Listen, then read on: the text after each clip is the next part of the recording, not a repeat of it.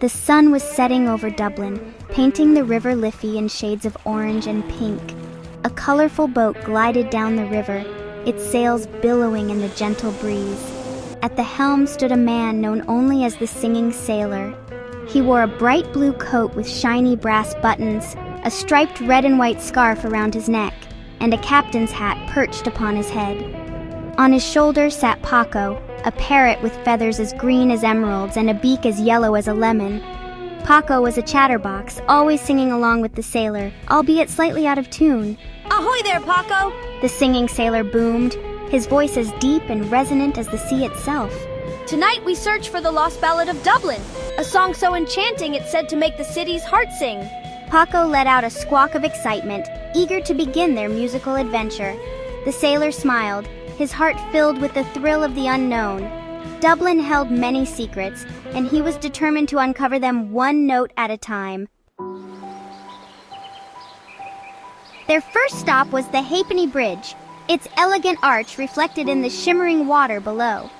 The Singing Sailor secured his boat and hopped onto the bridge, Paco fluttering after him.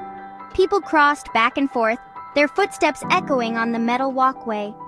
The Singing Sailor ran his hand along the bridge's railing, his eyes searching every nook and cranny. The first clue to the lost ballad is said to be hidden where love crosses paths. Paco, ever the observant companion, suddenly squawked and pecked at a small heart-shaped locket dangling from the railing. The Singing Sailor carefully opened it. Inside, he found a tiny piece of paper with a single word scrawled on it. Temple. Temple, you say, Paco? The Singing Sailor chuckled. That must mean Temple Bar, the heart of Dublin's music scene. They returned to their boat and sailed downriver, soon arriving at the bustling district. Temple Bar was alive with energy. The streets were filled with the sounds of fiddles playing, bodhrans drumming, and people singing along to traditional Irish tunes. Colorful flags fluttered above the pubs and shops, creating a canopy of celebration. The Singing Sailor and Paco strolled through the cobbled streets, the rhythm of the music guiding their way. They stopped to listen to a group of musicians playing outside a pub, their joyful melodies filling the air. One old woman, her eyes twinkling merrily, caught the Singing Sailor's eye.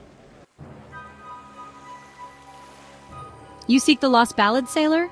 She asked, her voice raspy but kind. The Singing Sailor, taken aback, nodded slowly. The library of Trinity College. She whispered, leaning closer. Look for the map with the harp that sings.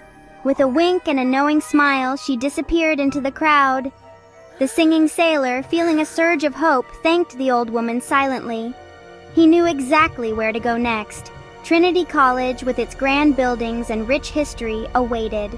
They sailed to the college, the silence of the library a stark contrast to the vibrancy of Temple Bar. The long-room library was awe-inspiring, its shelves stacked high with ancient books.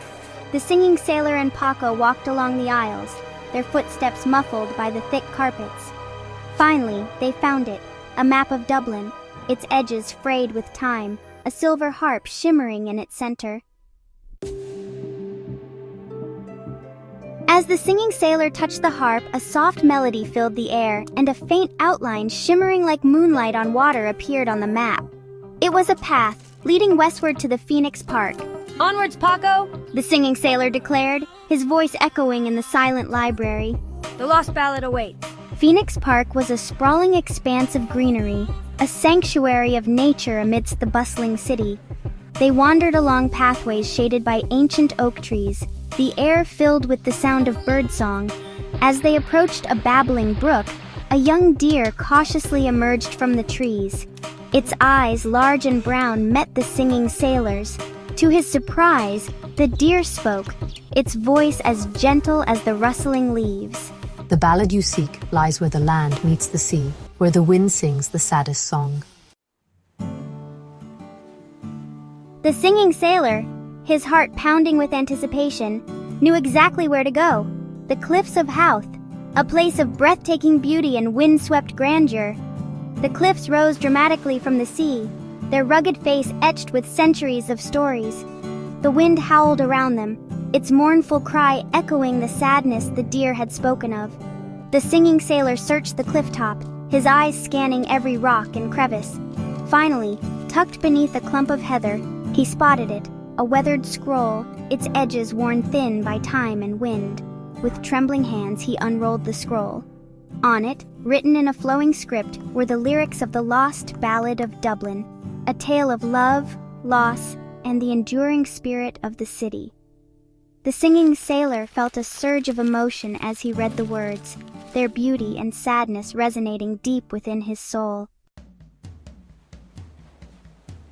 As the sun began to set, casting long shadows across the cliffs, the singing sailor stood tall, the scroll held carefully in his hands. He closed his eyes, took a deep breath, and began to sing. His voice, strong and clear, carried the ballad into the wind, the notes soaring out over the vast expanse of the Irish Sea. Paco joined in, his squawks transformed into sweet harmonies.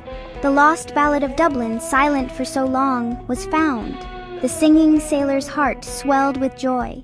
He had found the ballad, and in doing so, had uncovered a piece of Dublin's soul. As darkness fell, he climbed back onto his boat, Paco perched proudly on his shoulder. They sailed away from the Cliffs of Howth, the melody of the lost ballad lingering in the air. Until next time, He called out, his voice echoing across the water. the world is full of stories and songs waiting to be discovered.